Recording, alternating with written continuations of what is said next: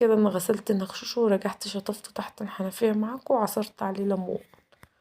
وبعد كده فرشت الصينية شوية ملح، وقمت مرصصة السمك بعد ما سخنت قوي رحت حاطاه. بصوا شكله طالع تحفة ازاي، ومش قادرة اقول لكم كده لحمه كده مسكر. بسم الله ما شاء الله.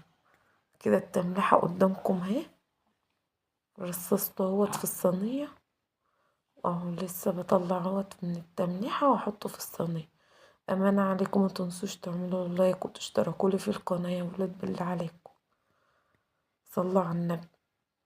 كده بقى اهوت انا بطلع من الصينية احط في التمليحة اهو.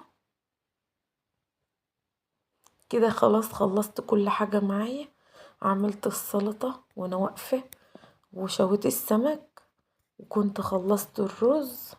على ما شويت السمك كان الرز